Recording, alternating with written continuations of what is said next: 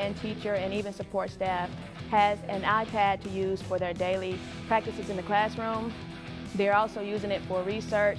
Is an awesome experience. I know there's a misconception out there that the students will become so involved in their iPads that it'll isolate them from the rest of the students in the classroom, and nothing can be further from the truth.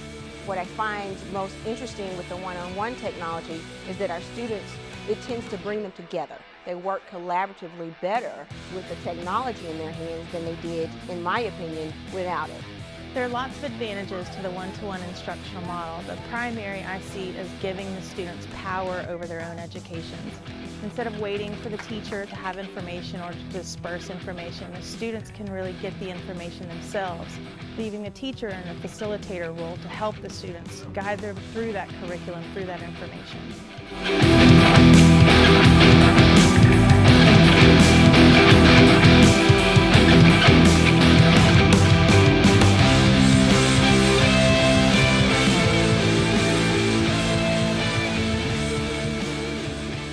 Students, virtual schools offer the opportunity to take courses not available at their regular schools and to fit them into their individual schedules. While most of her fellow students are hitting the books at 10 a.m., Zoe McNeely is pursuing gold medal dreams. She can do much of her schoolwork any time of the day or night, thanks to the online offerings of Virtual High School. It really made the schedule for her skating much better because it allowed her to leave school during the day so that she could skate on an ice surface that didn't have 20 children skating on it.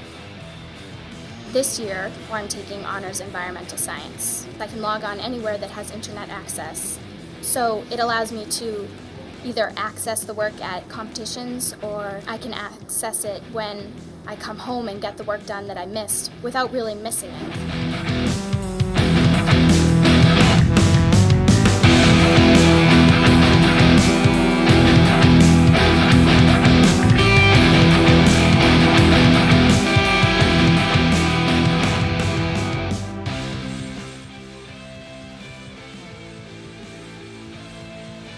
Grade 9 kids.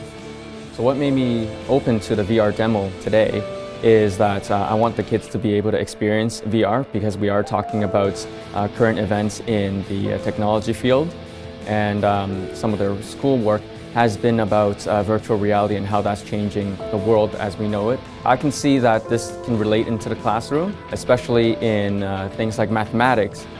Drawing shapes and structures in 3D would be really helpful to understand how the system functions, as opposed to trying to hold up 3 meter sticks and showing X, Y, and Z axes. Yo, put the Z axis! Z axis!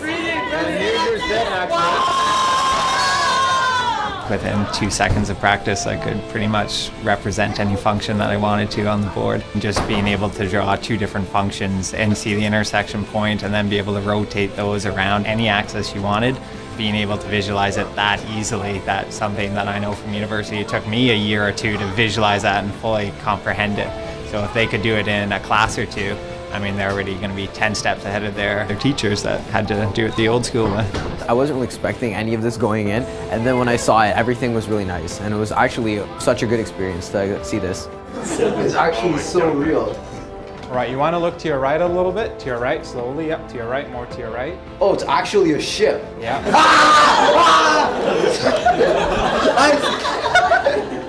No, it's okay. Yeah, if I had a couple of classes that were using VR, I'd probably be more engaged because it would be more fun. It would also be more interactive with the type of lessons, and it would actually be really cool. If we had VR in our classroom, it would be amazing because it's a great visual tool. Yeah, if we had VR in our classrooms, it would be really immersive and we'd be able to understand a lot more.